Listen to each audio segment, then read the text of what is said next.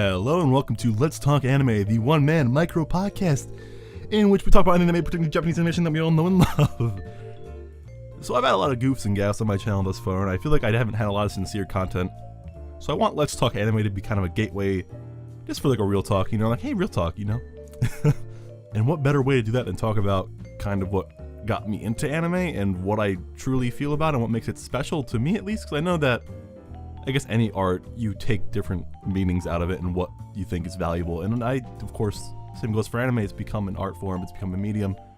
I just want to talk about what makes it special in my eyes. So when I was a kid, I did pretty much everything that my brother did. He was big into video games. We played a lot of Super Nintendo. We played a lot of N64. And I just kind of did what he did. That's what got me into video games when I was a kid, stuff like that. But to me, I feel like anime, starting to watch anime, was kind of my first thing that I had to myself. It wasn't something that I picked up from my brother or that I shared with him. It was a way for me to kind of escape. Because anime as a medium is probably one of the best escapisms, just because everything is not real. Like with a movie, with a fantasy movie like Lord of the Rings, you know it's not real, but the actors and the scenes and a lot of the settings are real life locations and real people, so you do have that immediate connection to them. When it comes to anime, it definitely has to work a lot harder to make you appreciate and care for the characters, because none of what you're looking at is real. It's all drawn, it's all CG, it's just animation. Because I remember I was really excited after I watched Cowboy Bebop. I wanted to show my parents, and we sat down and watched the first episode. And I kind of glanced over to see what their reactions were throughout it, because there were some pretty cool scenes in the first episode. And they just didn't care. There was no connection. They just thought it was a cartoon. And it was, but they didn't take anything away from it. So there's a few takeaways you can get from anime. The most popular is a visual form of media. There's a lot of pretty colors, there's a lot of fast-paced action, and anime, as an animation style, probably has some of the better looking fight scenes, set pieces, stuff like that. And if you're the type that watches Attack on Titan just to see the cool titans and the blood and the battles, then that's fine. That's the main goal of Attack on Titan, is to entertain and to get you invested in this world that's kind of falling apart before your eyes, and that's what it accomplishes. It uses action to draw you in. Then there's shows like Tatami Galaxy, which are pretty much just a big mindfuck, and their goal is to have so much dialogue and exposition crammed down your throat that you get drawn in by the wordplay and you get drawn in by the absurd situations that the main character Watashi gets himself involved in. And neither of the ways the show get you invested are wrong, and both these shows are right. Neither of them do something wrong in regards to this. It's all about viewership. Anime is an enterprise that needs to make money, and it needs to have eyeballs on it.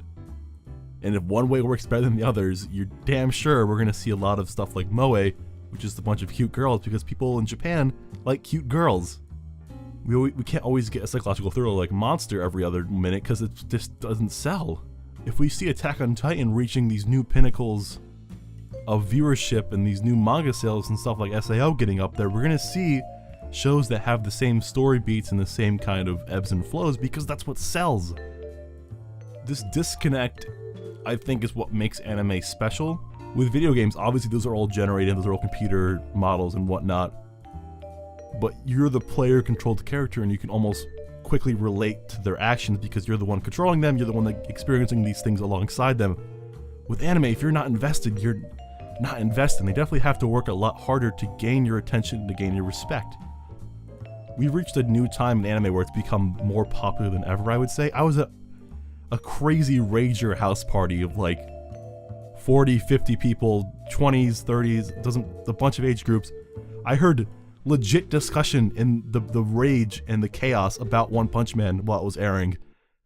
That's absurd to me. I never thought watching anime 5-10 years ago I would ever hear unironically people talking about a show at a rager where 5 feet over they were playing beer pong and 10 feet over there were people passed out on the couch just wasted.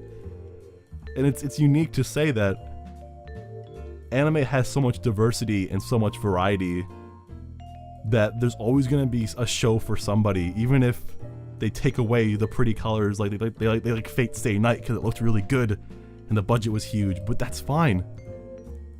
Because anime is what you get out of it. It's not trying to cram a message on your throat. It's an art form created by a bunch of sweaty old Japanese men and women in a crammed up studio, and they get a white canvas and they create beautiful epics like Katana Gotri, Revolutionary Girl Utena, and Neon Genesis Evangelion. They make all these shows. And to me, that's just honestly beautiful. But I think what works with anime is, as a whole, to me at least, is that it was an escape, and it was entering a new world, because at that time, the way that Japanese stories were told and the way the anime was told was a lot different than we got in the West, and it was exciting and cool to see Toonami kind of connect all that and bringing Dragon Ball Z, Rurouni Kenshin, One Piece. It's because the community is getting larger. I feel I've gotten to a point where I can look over at the computer lab at college and see someone watching Attack on Titan to the left of me, and see someone watching Erased a few screens away. We've reached a point where anime has become more popular than I would ever say, honestly. Funimation's huge now. All these companies are huge. We're getting all these conventions that are turning out way more than they've ever have. And at some points it's scary, because it's scary to adopt all these new people, and it's scary to see the art form you've been watching for so long literally change and bend in front of you. But it's exciting because the anime's never been a stagnant art. It's always been varied. It's always been trying new stuff. Even Moe at the time was new. It was cute girls. Who doesn't love cute girls? But anime is just special to me. It's an escape.